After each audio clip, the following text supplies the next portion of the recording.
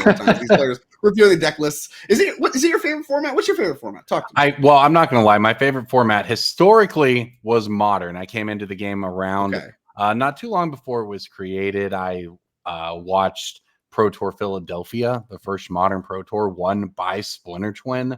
That was really exciting to me, right? That stood out to me. So when Splinter Twin got unbanned a few months ago, very much an exciting day for me. That said, look, Legacy is Legacy, and it has magic you don't see anywhere else. You can get away with a deck list called Cephalid Breakfast, and everyone knows what you're talking about.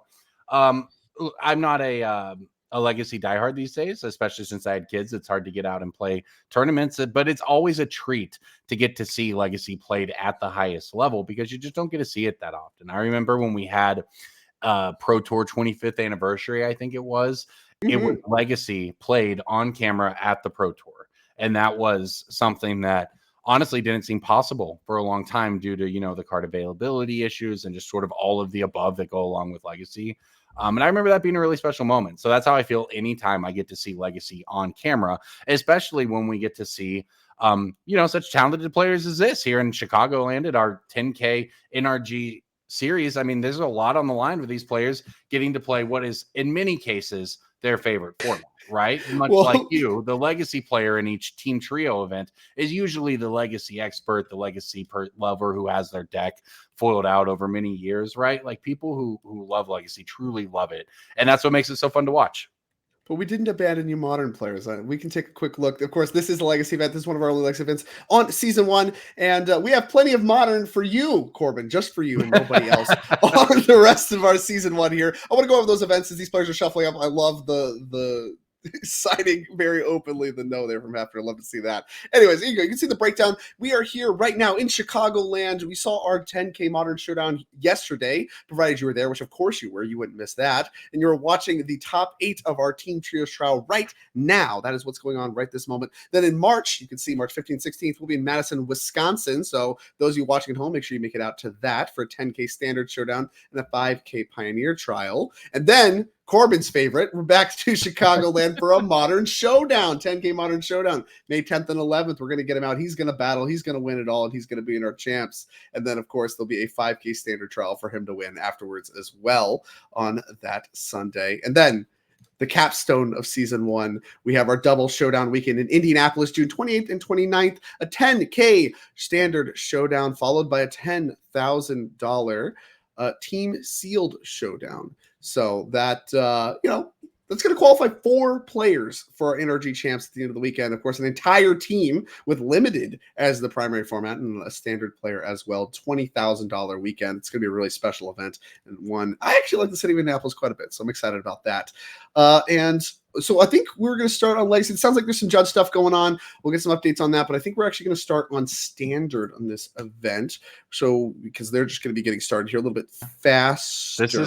This is as classic as it gets here for standard, right? Gruul aggro, sort of the de facto best deck of the format. Not in that it wins every event, but in that if you were to not take Gruul into account, you would lose to Gruul almost every time with every deck. That's why it's just sort of the level 1 of the format that's incredibly powerful. And if you learn to play it well, it can beat no matter what anyone's trying to do to beat it. It can just go over it. That's why it's been so good. Against, on the other side, Dimir Control by Chris Ward, is we've seen Dimir go through sort of the Dimir Demons stages where it was very demon focused at the World Championship to when it was more like the Flash kind of deck only. And it just through these iterations, just sort of your generic base blue-black Dimir Control deck has stayed very good throughout the standard format. So this is Corbin. I don't want to take too much of the wind out of your sails here, but if you remember earlier when Phil was talking about a deck that contained the cards Doomday Excruciator and Jace the Perfected Mind, there's some of that going on here. I don't know if it's supposed to be Jace the Perfected Mind or Jace Wielder of Mysteries. That's something that I'm not clear on. Oh, I spotted one in Chris's hand there, though. So yeah, that is Jace the Perfected Mind. Okay, yes, I assumed it was going to be like a Doomsday into win with, but Jace Wielder Mysteries isn't legal. So what is the combo here? Mine's in Phyrexian. I can't read it. Well, I believe you can mill with it, right? So if you make each player exile their deck and then you mill, you can exile your opponent's deck. Okay, yeah. So this is your blue-black standard deck that has turn towards this combo. So I guess we are maybe not necessarily demon focused again, but demons are appearing. The only creatures are demons, you know. That's the demon deck to be. Yeah, I We guess gotta look so. at Jason Perfected Mind. But yeah, I mean, that look, one in English. you take these, you take the base of the blue black cards in standard. You can really put it into a lot of different shells to combat most things in the format. So we'll see how this particular list that Chris is playing is set up against Gruul aggro. Goes and plays Jace, and I believe that will take away some power from the attacker on the next turn. Yeah, I can kind of fog a creature that we just gotta look at that. The uptick until next turn up to one target creature gets -3, -0. Oh, there you go. It's back again. Let's go. So we're gonna go ahead and fog down that creature there on the other side of the battlefield. And then, of course, like you just mentioned, the -2 does mill 3 cards. And then, of course, a Grave's not gonna have 20 more cards because it exiles the cards. Right. So you don't end up drawing 3. So that does reset the asymmetry of the Doomsday effect from Doomsday Excruciator and will ultimately let you win the game by milling. Yeah, -X, you can just mill somebody out. It's how we've typically seen that works too. Used. Yeah, and some of these, like in other formats, you see it as played often as the win condition to Kethis decks these days, because you can mill yourself with it to set up your Kethis and then mill other people to win the game. So yeah, I'm actually somewhat familiar with Jace combos for milling people out. It's a fun card. It's nice to see it make its way into this particular standard list here. And hey, it did a good job fogging that creature. Now a couple mice staring it down is going to make this combat a lot more interesting.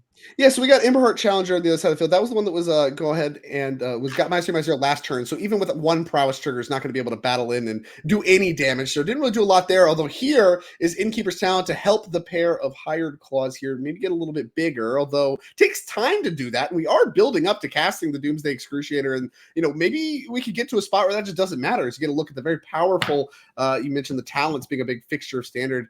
That first chapter, big deal. Being able to put a counter target creature you control at the beginning of combat on your turn. Reminds me of Luminarch Aspirate, but it gets to stick around, and it has extra text. That Ward 1 comes up, and then, of course, you can ultimately use the final, the final level, of these classes to be able to really start to get the power toughness going even more with the Innkeeper's Talent. So you can pump even more mana into it as, oh, boy, what is this? I was going to say, the way this game was going, he had to have something big because he just passed and then didn't respond when the talent gave everything ward. So you had to expect some kind of big spell here. Oh, gosh, and I don't recognize. Yes, Devious Cover-Up. So additional cost to this one, you may collect evidence 6. We'll get this up on screen here. Destroys all creatures. That's the important part. If evidence was collected, you exile a card from an opponent's graveyard, and then you can surgically extract it from the rest of their deck. So, like you mentioned, not responding to the ward makes a lot of sense if you have a sweeper and 3 creatures hit the bin. Burst Lightning, the follow-up, not that good. And Jason 6, I mean, looks to be in control here, does Chris Ward. Yeah, the Burst Lightning to the face, not to the Planeswalker. I guess it makes sense if the follow-up is going to be Screaming Nemesis. Now, most of the removal that will come out of Chris is just going to kill it, not deal damage to it, so you're unlikely to get the trigger off that Screaming Nemesis. But we got a reader. Doomsday Excruciator is in play. And that's the combo, right? Jace survived long enough to just be in play for Doomsday Excruciator, hit the field. That will remove all but the top 6 cards of each player's library. And then you just fire up your Jason 6, -6, bill you out. There you go, done. That's game 1. So let's pop over to Legacy. I guess they're ready to go now. Standard's already done with game 1. I've never seen this deck before, and it is incredible. That Doomsday Excruciator Jace combination looks to be getting a lot more than just mono white players, as Gruul aggro going to be felled in game number 1. Chris Ward, the only player finished as Legacy players getting started. Basic Island in the face of the Dimir Tempo deck. Some respect to the Wasteland capabilities. Now, Dimir Tempo deck just took a hit. No more Psychic Frog allowed. They are a 4 Wasteland deck. They are still kind of like a Delver style deck, but no Delver secrets here. Your creature base, including things like Baleful Strix, Orcish Bowmasters, and your one-drop's actually Tamio Inquisitive Students. So a very different look on a tempo deck from the traditional Delver stuff we've seen before. And it's got some surprises in here. A couple Kaidos, main deck, all this Thoughtseize, go for the throat. I mean, all these cards don't get to play in your red Delver decks. Yeah, what a sleeper Kaido has been, right? Almost across formats. That I'm not going to say it wasn't played when it first came out, but look, the first couple weeks at Duskmourn, everyone was enamored with the Overlords, rightly so. But Kaido, over the last, maybe a month or so after Duskmourn come out till now, has just shown up in more and more places, in more and more formats, and more decks, because it's just so difficult to interact with and provides so much value. So really, Surprising, but also it makes sense at this point to see Kaido make the jump to Legacy. And here comes a daze in response to a brainstorm. Now, that isn't going to counter the brainstorm, but it is going to nerf the brainstorm very organically, being able to really make Jesse crack the fetch land, find another basic. But now this brainstorm doesn't have a fetch land to pair with it. That's usually what you want to see. That kind of perfect brainstorm, being able to shuffle away the bad cards. Now he has to keep whatever he finds. So it nerfs the power of brainstorm quite a bit. As we're going to do some fetching here. Is this end step? Might be upkeep. Not clear where we're at in the game right now, but I think we have a mana floating from Daze. So we might be looking to spend 2 mana here, deploy something like a Bowmasters. Sure are. Now we have the option to do that in response to Brainstorm, right? Could have cast that, chose not to. Interesting. Meaningful. And we're going to cast it before we change phases with the mana from Daze. And back over to Dan we will go. I think it shows a lot of respect for the power of Brainstorm plus Fetchland and how much weaker it gets if you don't have a fetch to work with. This Undercity Sewers going to re-enter. I was going to say for the tempo deck for Dan, you weren't exactly tempoing out your opponent, but obviously Bowmasters just does so much work in doing that, just providing 2 bodies, even though it doesn't seem like a big deal. It will cut off plays from your opponent just by virtue of existing. So yeah, this is a very interesting setup for this game and now the Urza Saga, even more so. And the white removal spells that this Cephalid Breakfast deck really leans on as its interaction, going to be going after the Orcish Bowmaster, is going to take care of it. The Goblin Army, of course, left behind, but much less threatening than the power of Orcish Bowmasters, I think is pretty well known at this point. Deck plays 4 of them, one of them really the only 4 of us. A lot of crazy numbers going on in this Dimir Tempo deck. And we've seen this Cephalid Breakfast deck before. We saw it a little bit earlier. We saw it with really it's the face of the Nadu deck in Legacy, revitalizing an old archetype. And this is what you love to see. When Modern Horizon sets come along, you really want to see new tools for old decks to keep them kind of battling, but in a new way. Urza Saga among the mix, Nadu among the mix, and I think that's obviously been a big resurgence of Cephalid Breakfast for that reason. Really one of the best decks in Legacy at this point. And the Dimir Tempo deck just took a big hit. So this is actually a pretty big call from Dan Krapu as well, assuming I'm saying that correctly. Apologies if not. Just no Psychic Frog means you got to lean on other things, but still got some good cards. Orcish Bowmasters, all the other ones that we've already seen. Shuko, not a good card, but is a combo piece. Legacy powerhouse Shuko, as you expect to see, played onto an empty board. What do we go get with Stoneforge Mystics? Shukos. Just kidding. Don't need the Stoneforges. Just give me the Shukos, please. Hey, we got a couple Stoneforges. You get a look at the powerhouse. Uncommon from, I think, Betrayers of Kamigawa? I believe that is correct, yeah. All right, cool. The classic Legacy play, your opponent's playing a Brainstorm Underground Sea, and you're going tap my basic planes, play Shuko. But that's just that is, in fact, a upside to this deck in many ways, not a downside. Right, it's a combo piece. We talked about it earlier. Cephalid Illusionist gets a trigger whenever you target it, and if you have another creature, you could just equip back and forth. Equip does target, and so you get to target your Illusionist, mill your whole deck, win the game through reanimating a Thassa's Oracle, and it rolls it all up. And so being able to find that, like you mentioned, Stoneforge Mystic actually included in this deck. We have a couple copies, not as common. Sometimes you see it not played.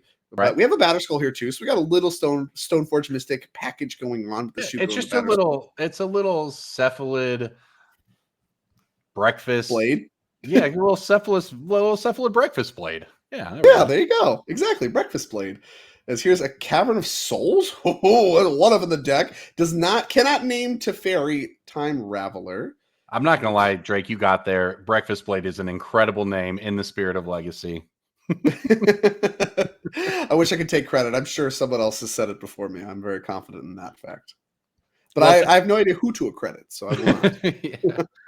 Well, Teferi is a big one here. Obviously, this is going to force whatever spell Dan is sitting on. So a big flurry of interaction, I suspect, to come. And I spot a Bowmasters over there, at least, in addition to a Force of Will, a Daze. So a lot to consider here for Dan with Teferi on the stack. Yeah, and you can look at Teferi. They're very powerful. This was actually originally a rare from War of the Spark, a card that actually was I was low on in spoiler season. Turned out to be very powerful. A lot of players not liking this one. Turning the game, they call it turning it into Hearthstone. You can no longer play on your opponent's turn. I want to play Magic, not Hearthstone. Is a and static abilities on Planeswalkers are just miserable in practice. You always forget about. Always Yep. think about them. Especially if they're extremely powerful, which of course the Very Time Ravelers is. And of course, why not? He cycles too. Also, you can draw a card, interact with the board, does it all as Planeswalkers are wont to do. So here comes Orcish Bowmasters #2, which is going to grow the Orc army and deal a point of damage. Wow. And we're wasting no time. Get that out of here. All right, no Teferi, no Bowmasters. No one gets anything. Shuko versus Army.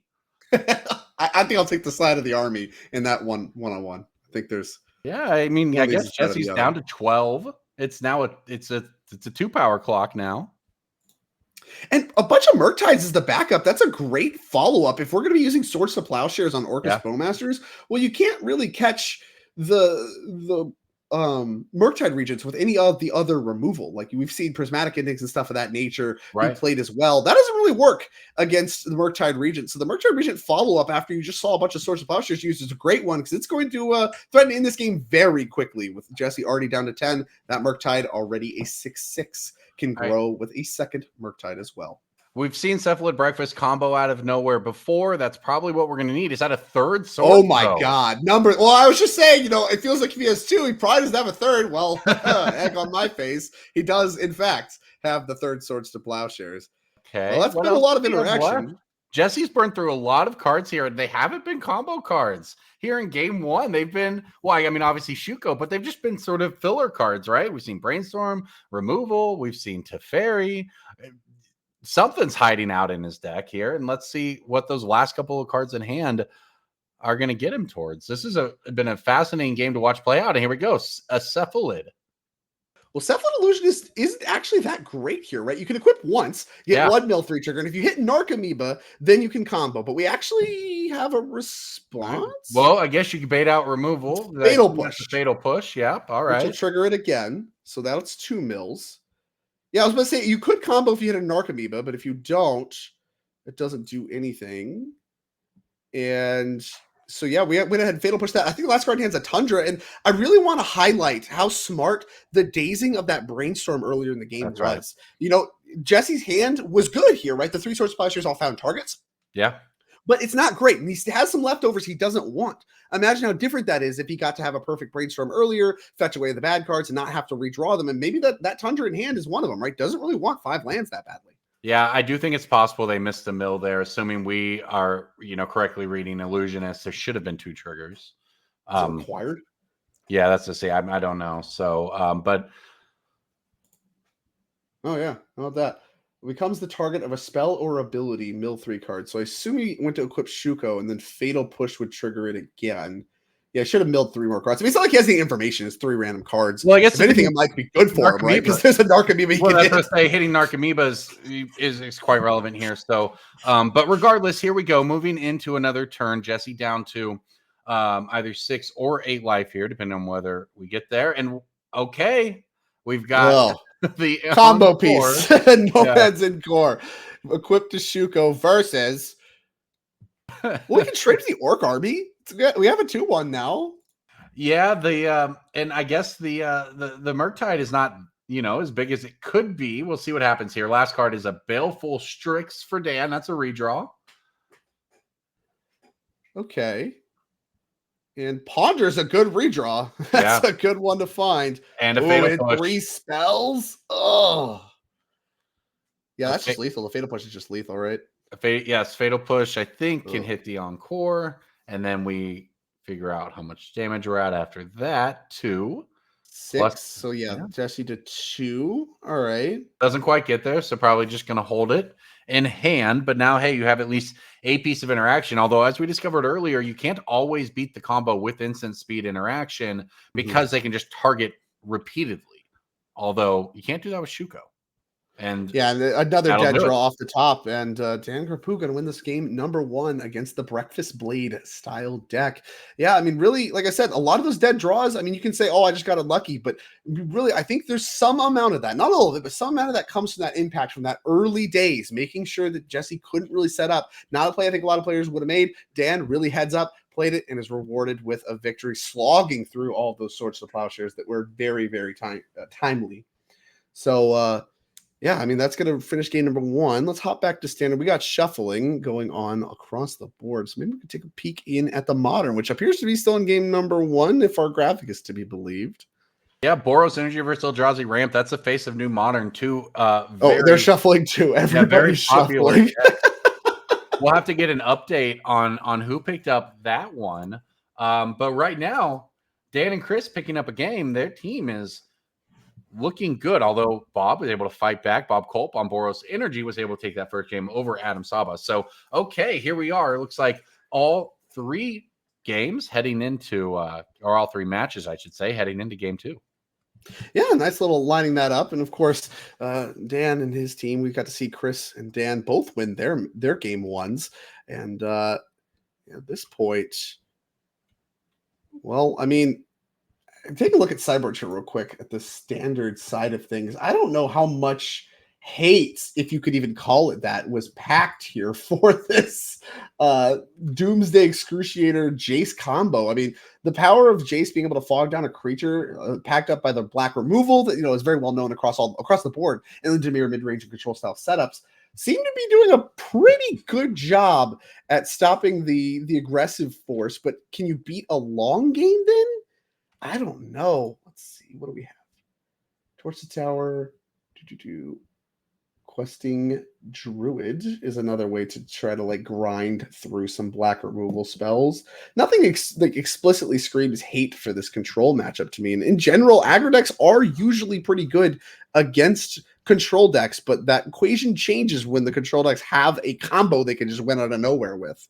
Yeah, absolutely. Because this looks like a pretty good hand here for Donnie, right? We've got lands, we've got a couple creatures. I think we have at least one monstrous rage. You kind of look like you've got the tools you want, but it definitely adds another angle to things when you're not worried about, you can play your grindy cards and then they can just tap out and kill you like we saw in the last game. So it definitely adds another sort of line to the matchup. And there we go. Inti runs into removal and Jace onto a naked board. How good is this if you're Chris?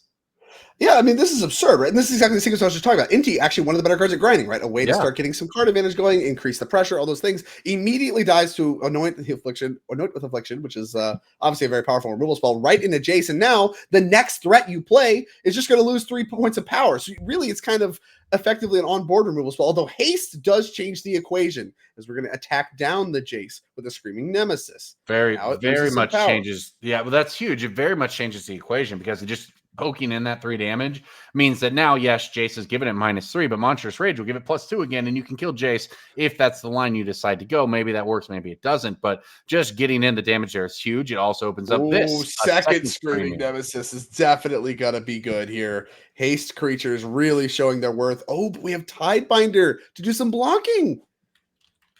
Okay, Tishana's Tidebinder coming down. That one threatens to block, and now... is there any tricks we want to use is the question for Donnie Wise. Looks like the answer is yes. It's Monstrous Rage. Gonna trample through.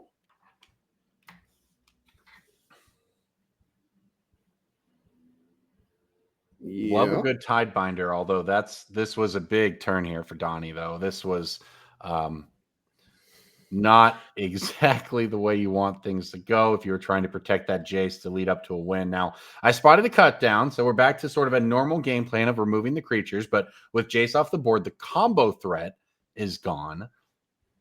Yeah, that's the big thing, right? Is having a planeswalker and removing creatures is very different from having nothing else going on and just removing creatures, because I mean, really, it's just your top decks versus theirs, and you have to line your removal up versus their threats. Harder to do, especially when you have Innkeeper's Talent here being added to the board. I see Questing Druid in hand. I mean, this has just been a great follow-up to what was kind of a problematic early sequence. The Affliction and Jace was good, but Donnie did a great job having those Screaming Nemesis answers dialed up, did a good job sequencing his pump spells and things like that. And now the Innkeeper's Talent going to do a good job getting this game over with very quickly. As here comes the Shark. Wow. Okay. None. Block the Screaming Nemesis. Sure.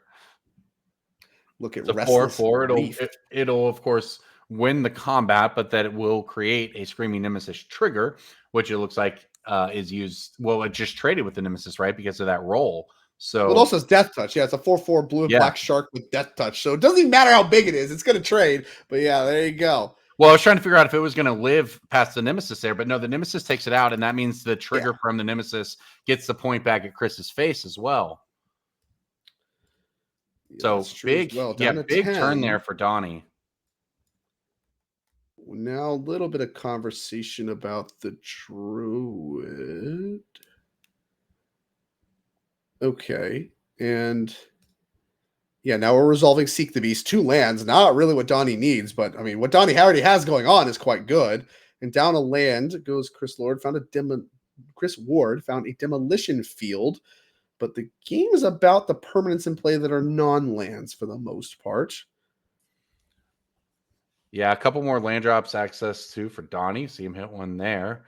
What's the follow-up though? Because this has been an extremely well played, and having the right cards in the right moments from Donnie here to get over the hump of that early start. But can he close it out? Because we are talking about a Dimir control deck with a grip of cards, at least one removal spell in hand for Chris, although I think it might be a cut down that actually can't hit the Screaming Nemesis.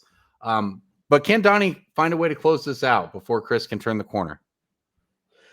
Well, looked like he was in good shape to do it. I mean, Innkeeper's Talent still in play would lead you to believe the answer is yes. You can add Questing Druid to the mix as well. But what we saw game 1 was that devious cover up very timely from Chris and really flipped the script for what was going on. But even at that time, he already had a Jason play, and that's really what allowed him to slam the door in the game after the fact. Right now, even a devious cover up begins to fix the problems, but doesn't fix all of them. Yeah, I think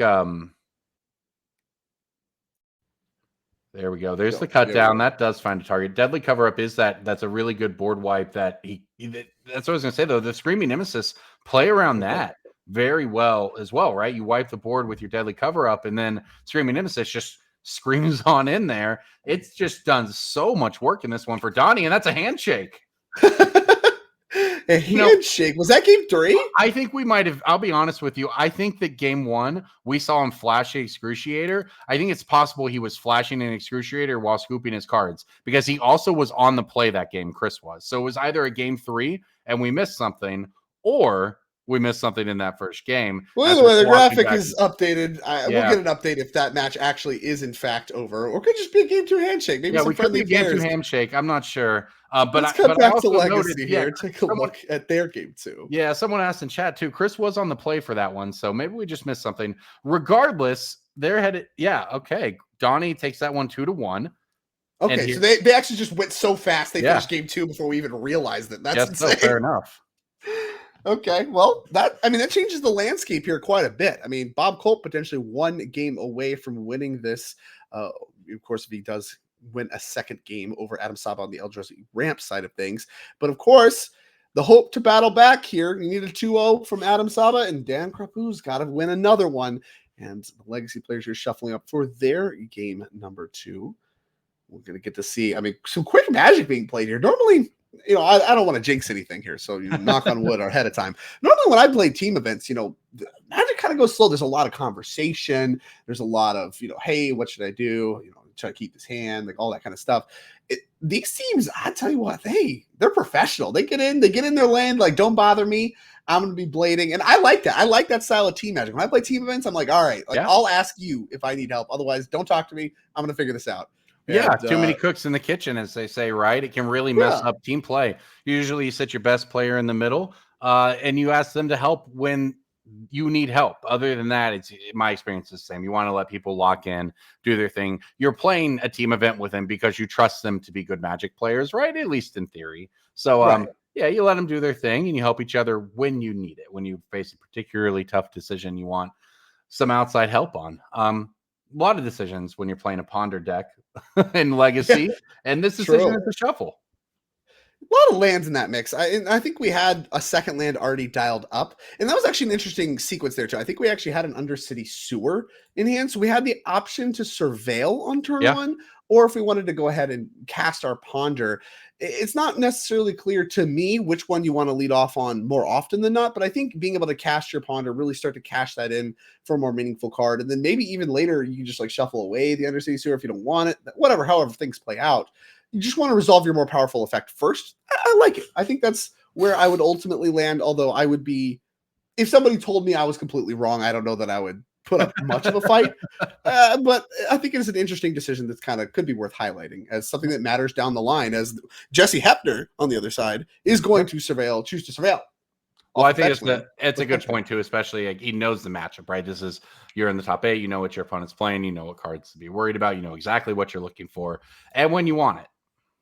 So it makes a lot of sense under that mindset, right? If you know what you're looking for, just go get it. just have it. It reminds me, back in the day, were you around when you got made fun of for putting Ponder in your deck? It's like, why would you put this in your deck? Just just a blank draw. Put the cards that you want. Why would you ever do this? And people don't believe us. Back in the day, Lorwyn. It's like, you're playing with Ponder? Like, what is this? Yeah, it a was joke? just a silly and the original Ponder was just like a silly little merfolk themed card in Lorwyn. It didn't, it was not when it was printed, it was not expected to be a legacy staple for all of eternity. It just kind of snuck on in there.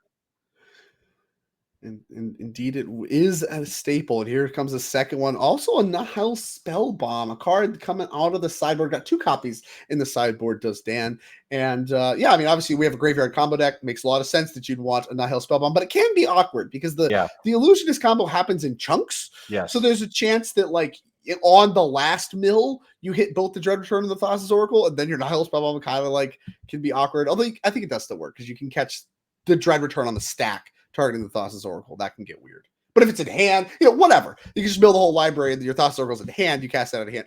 Things can get weird. It doesn't always work, but it cycles. So you might as well bring it. And there's also weird things too, right? Because the Narcomoebas would come into play, I believe, 1 at a time and trigger. So like it's not quite as simple as flip my graveyard, okay, pop my spell bomb. There's slightly more interplay to it than that, but it's absolutely a piece that you want here against the deck. And that is why we might see some of these secondary game plans sort of come up out of Jesse's deck here. And here we go. We're tapping out for a 3-drop. That's a Cryptic Coat? That's my guess. Yeah, we got 1 Cryptic Coat in the sideboard. I was looking for that. I figured it'd be the main deck, but you're a Stoneforge Mystic deck. No, this one's out of the sideboard. So we're going to go ahead. Oh, here we go. This is where we are. From Murders at Karlov Manor. We're going to cloak top card there. Played this card a little bit vintage cube. Kind of makes it like a little True Name Nemesis. +1/+0, so that's a 3/2. Can't be blocked. And you can pay 1 in a blue and return it to your hand. Kind of like the Batterskull trick. Bring it back, reset it, get another creature. Very powerful grinding option.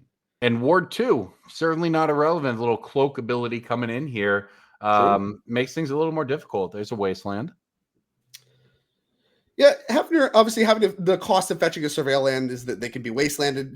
Jesse's done a good job fetching basics with the rest of the fetch lands, but if you want the selection, you got to expose yourself to wasteland. So did so, but got to cast the 3-drop prior, and that's pretty good spot to be. As here comes Orcish Bowmaster. Maybe not. Brainstorm in response. At least get that out of the hand. Don't want to get that caught after Bowmaster resolves. That's no good. Yeah, all right. Very interesting back and forth here. I feel like if you're Dan, you've got what you want here, right?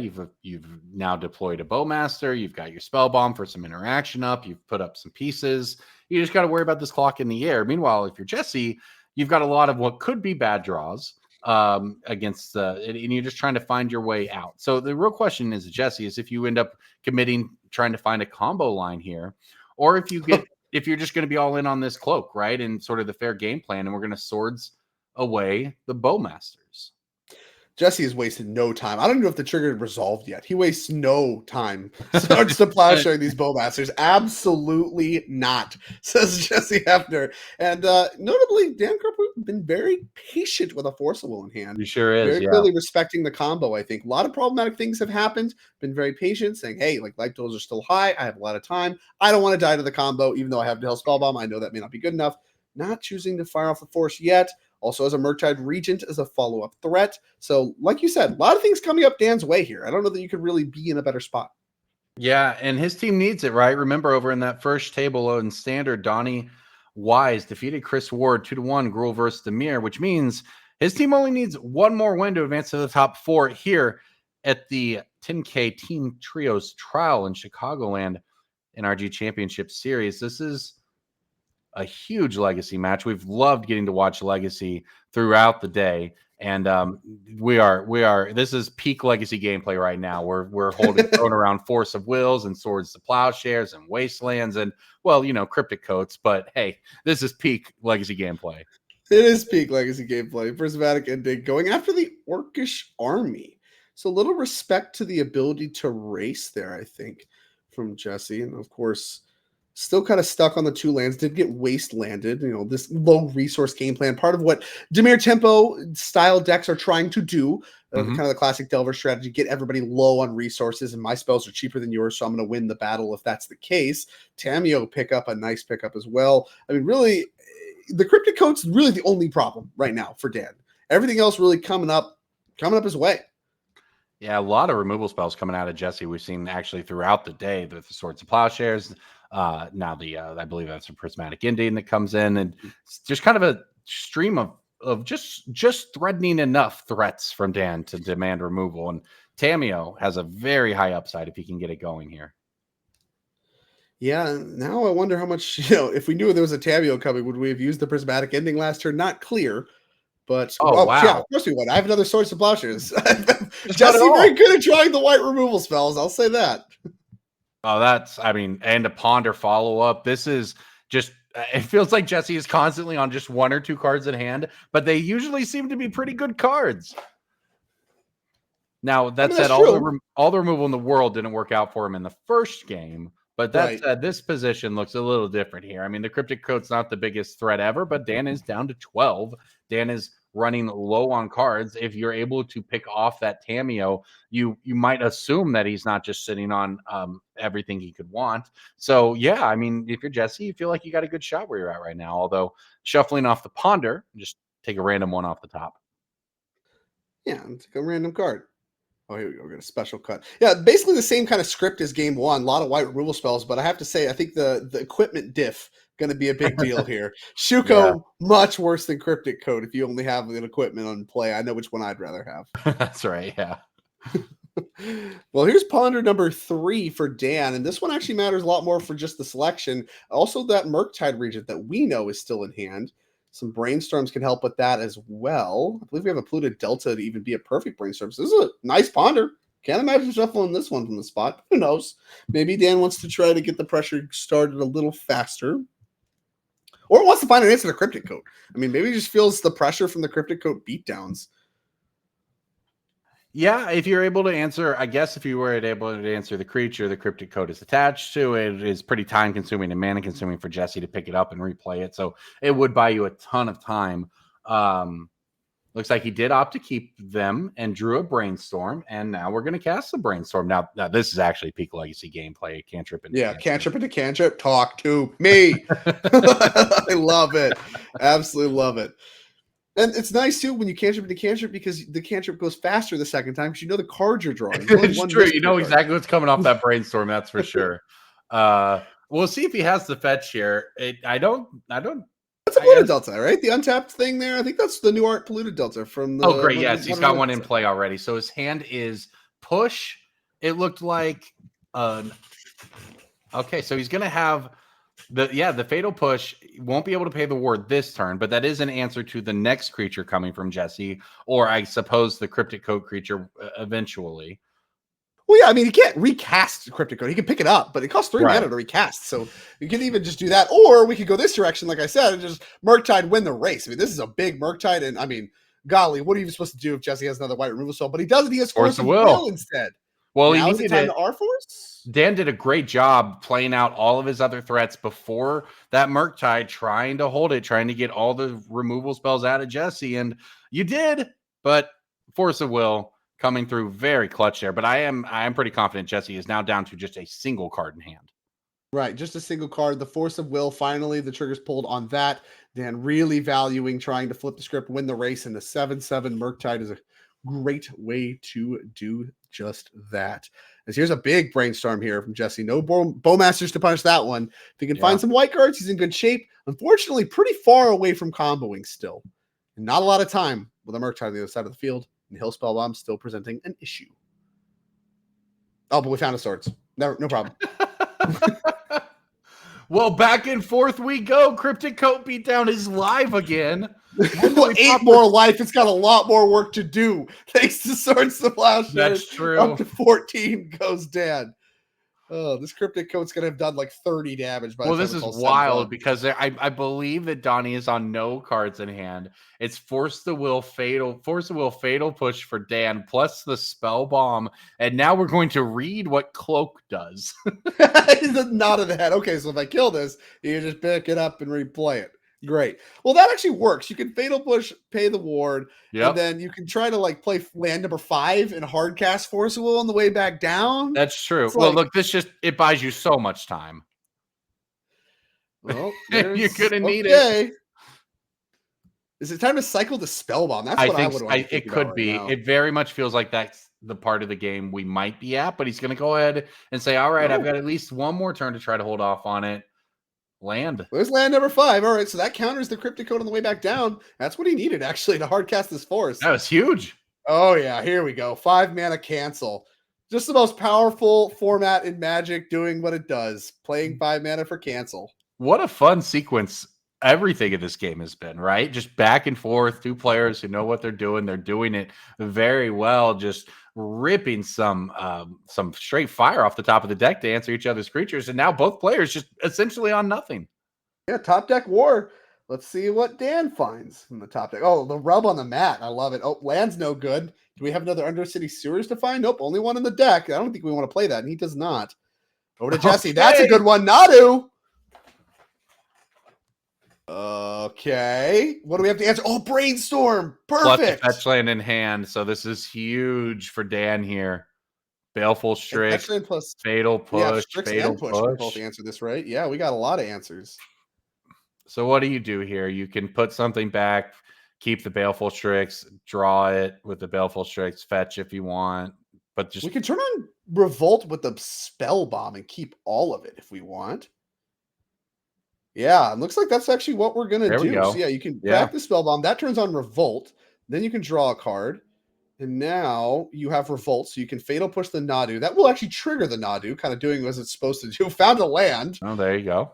Okay. We got any Surveil lands left for Jesse? I don't think so. One Hedge Maze. He's checking that now, I think. The Hedge Maze was wastelanded earlier in this game, I And there believe. you go. You use the Baleful Strix to draw your fetch, and you have it up. This is really well done by Dan here, trying to set himself up, but a ponder for nice Jesse.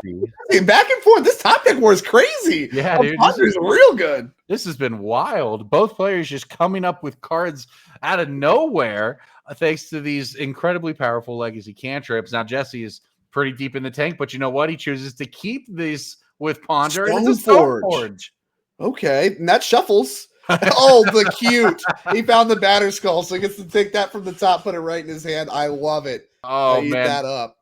No cephalids this time. May interest you in some Stoneblade, though. It's time for the blade. You mess with the cephalid, you get the blade. And not really a blade anymore. No swords. It's just no swords. Just no swords. It's more of a siege weapon than anything. No. Really. Well, to be fair, there are swords in his deck. Okay, that's fair. Are there? To plowshares. To plowshares. Oh, come on. That's not a sword. Get out of here. Wasteland your white source. Kill the Stoneforge. Attack for 1. Beatdowns. So now Batterskull can't be cast. Now it can be cast, assuming we have targets for these. A lot of wastelands flying around. True. I can't imagine we're out of fetch targets yet. No, he is. He's summoned through the deck checking, though. Okay, yeah, we got 2 Tundras. And here comes 5 mana Batterskull. Oh, yeah. This is a cube match. That is an absolute bomb on this board. Absolutely. I mean, it doesn't work. Oh, here we go. We're going to look at it. We've seen this one before. 5 mana artifact, a mythic from New Phyrexia. Heard of that? Living weapon, makes a germ when it enters. Gives +4/+4 vigilance and lifelink. And it's even better with Umezawa's Jitte.